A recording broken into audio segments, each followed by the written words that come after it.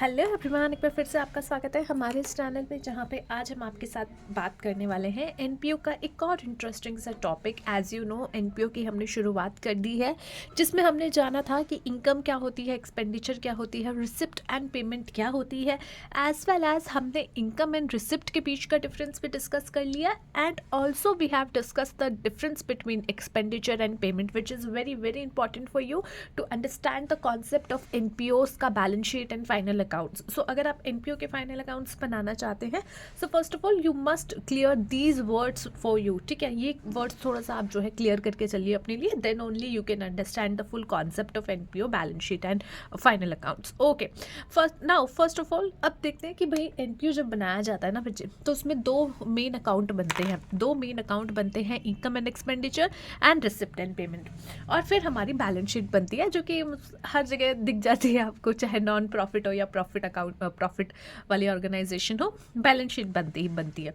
But यहाँ पे आपको जो दो मेन अकाउंट्स प्रॉब्लम कर सकते हैं एग्जाम में, क्योंकि यहाँ आपको एक एंट्री दे दी जाएगी और आपको ये फाइंड आउट करना है कि क्या मुझे वो इनकम एंड एक्सपेंडिचर में डालनी है, क्या मुझे वो रिसिप्ट एंड पेमेंट में डालनी है, या मुझे दोनों जगह डाल के चलनी है। या फिर हो सकता है आपको एक इनकम एंड एक्सपेंडिचर अकाउंट दे दिया जाए एंड कहा जाए रिसिप्ट एंड पेमेंट बनाओ, या फिर जो है इसका वाइसा वर्सा कर दिया जाए। सो इस तरीके से क्वेश्चंस आपके लिए इजीली एग्जाम में आ सकते हैं। सबसे पहले अगेन हम जो है इनकम एंड एक्सपेंडिचर अकाउंट की थोड़ी सी डिटेल जानेंगे कि ये क्या होता है और इसमें कौन कौन सी एंट्री आती है। देखिए बेटा, एक साल है, लेट्स सपोज ये 1 फाइनेंशियल ईयर है, इसके अंदर जो है आपको क्या क्या इनकम आपने जनरेट की है और क्या क्या एक्सपेंसेस आपने जनरेट किए हैं। भले ही आपने उसको कैश में रिसीव किया है या फिर उसको कैश में रिसीव नहीं किया, doesn't matter. If the income is generated in this particular year, in this particular financial year, you will record it in your income side, income and expenditure account में।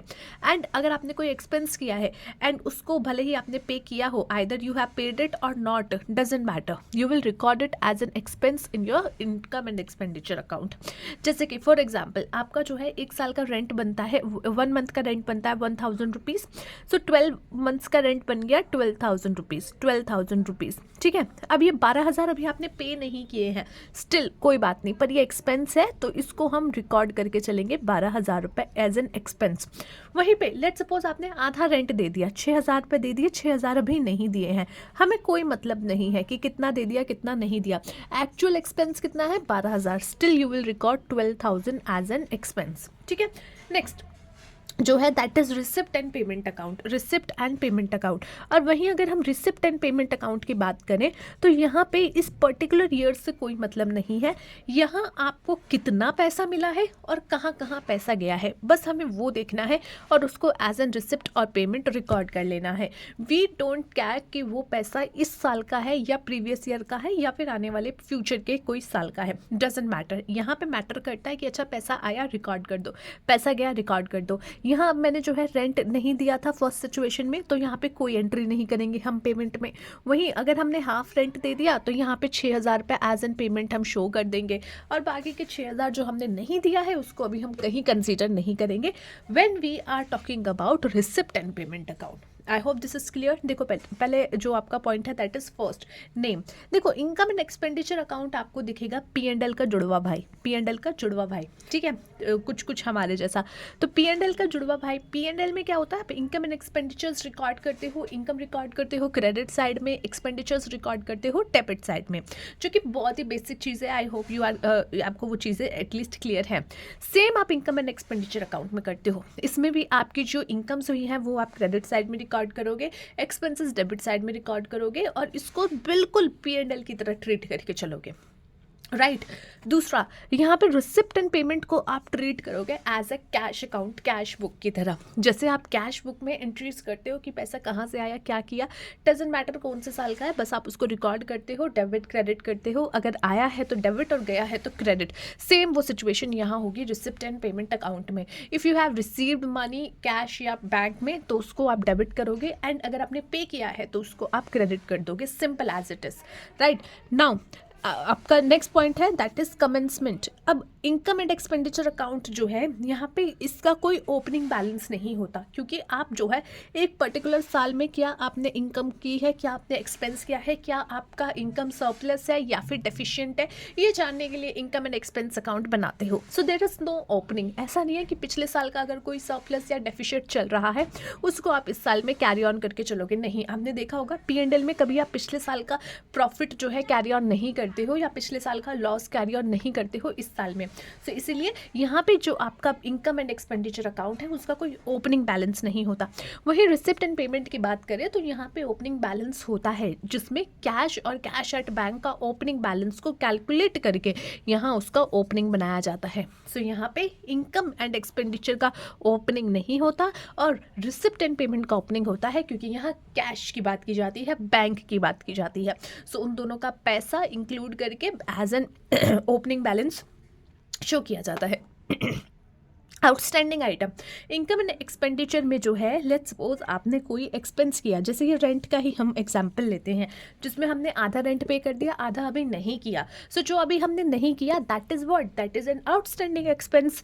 तो इसको आउटस्टैंडिंग एक्सपेंस को तो हम income and expenditure में बिल्कुल record करेंगे। क्यों करेंगे? क्योंकि वो ऐसा एक्सपेंस है जो कि इस पर्टिकुलर फाइनेंशियल ईयर में हमारा हुआ है, एंड भले ही हमने उसको पे नहीं किया still that is our expense. भले ही हमने पे कर दिया still that is our expense. तो इसीलिए भले ही वो अभी आउटस्टैंडिंग खड़ा है स्टिल उसको हम जो है इनकम एंड एक्सपेंडिचर में कंसीडर करेंगे।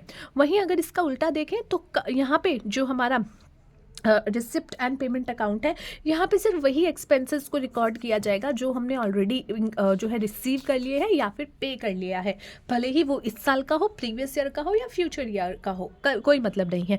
तो यहाँ पे इंक्लूड किया जाएगा इनकम एंड एक्सपेंडिचर को जो एक्चुअली में रिसीव्ड हुई है और जिसको पे किया गया है।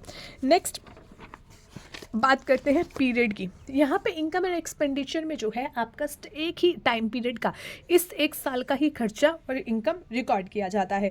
प्रीवियस ईयर का कोई खर्चा या प्रीवियस ईयर का कोई इनकम यहाँ रिकॉर्ड नहीं किया जाता। बट यहाँ पे रिसिप्ट एंड पेमेंट अकाउंट में आपकी हर तरीके की इनकम यहाँ आती है, भले ही वो इस साल की, sorry not income, receipt and payment आती है, भले ही वो इस साल की हो, प्रीवियस ईयर की हो या फ्यूचर ईयर की हो।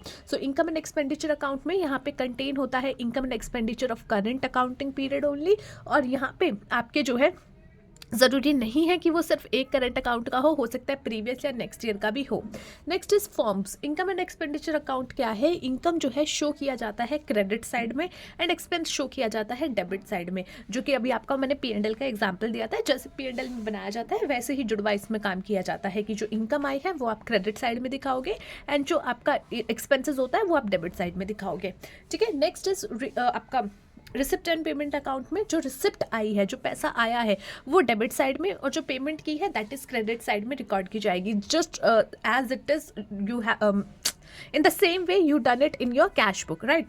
Next is contents. Income and expenditure account में कंटेंट्स होते हैं जो कि रिवेन्यू नेचर के होते हैं। रिवेन्यू नेचर के यानी कि जो आपका पैसा जो आपके एक्सपेंसेस हुए हैं ताकि आप अपने बिजनेस को कैरी ऑन कर सको या उसको आगे बढ़ा सको, उस नेचर के, रिवेन्यू नेचर के, कि आपने रॉ मटेरियल खरीद लिया, आपने सैलरी दी, आपने पेमेंट दिया, आपने इलेक्ट्रिसिटी का बिल दिया, these are all expenses are revenue nature का एक्सपेंसेस। सिर्फ उसी को आप अपने इनकम एंड एक्सपेंडिचर अकाउंट में रिकॉर्ड करते हो। ठीक है। Next receipt and payment account में आपके भले ही रिवेन्यू हो, आपका कोई भी कैपिटल हो, कोई भी खर्चा हो, कोई भी आइटम हो, वो सब इसमें आ जाता है। यहाँ पे मतलब होता है सिर्फ कैश से कि भैया कैश क्या है रिकॉर्ड कर लो, कैश आया रिकॉर्ड कर लो, किस नेचर की हो डजंट मैटर, यहाँ पे आप आए हो रिकॉर्ड कर लो क्योंकि कैश का लेन देन हुआ है, दैट्स इट। ऑब्जेक्ट क्या होता है इनकम एंड एक्सपेंडिचर अकाउंट का? ऑब्जेक्ट होता है कि भैया नेट रिजल्ट्स जाना जा सके कि भाई सरप्लस है या डेफिशिएंट है, कि क्या मैंने एक्स्ट्रा खर्चे कर दिए हैं या फिर मेरे पास जो रिवेन्यू आया है वो मेरे पास ज़्यादा आया है और खर्चे मैंने कम किए हैं। तो अगर ऐसा सिचुएशन है कि रिवेन्यू ज़्यादा है एक्सपेंसेस कम है तो वहाँ पे सरप्लस है, और अगर इसका उल्टा है रिवेन्यू कम है कमाया कम है एक्सपेंस ज़्यादा कर दिए तो वो डेफिशिएंट है, राइट। आपका रिसिप्ट एंड पेमेंट अकाउंट कहता है कि यहाँ पे जो है आपका कैश इन हैंड और कैश एट बैंक कितना है क्लोजिंग बैलेंस पे। तो वो सिर्फ आपको कैश के बारे में बताता है, चाहे कैश आपके हाथ में है या फिर आपके बैंक में है, वो उसका closing balance will show you, right. Next is occurred and outstanding items. Income and expenditure account में आपके आउटस्टैंडिंग एक्सपेंसेस और अकर्ड इनकम जो आपने कमा लिया but you haven't received it yet, ठीक है, तो वो सब चीज़ें आप यहाँ पे रिकॉर्ड करके चलते हो। बट वही रिसिप्ट एंड पेमेंट अकाउंट में ऐसा नहीं होता, वहाँ पे जो जो आपका काम होता है, यानी कि जो आपने रिसीव कर लिया है, only that you will show here. If there is some outstanding expenses और incomes which you haven't even paid yet और not even received yet, you will not record it in your income and expenditure account, right? Sorry, receipt and payment account, I'm really sorry. Okay, so that is it for today, guys. I hope you understood this whole topic, and let's see you in the next video with a numerical question. I hope you will be able to solve that numerical question very easily after considering this topic and after understanding these topics and basics. Let's see you in the next video. Bye.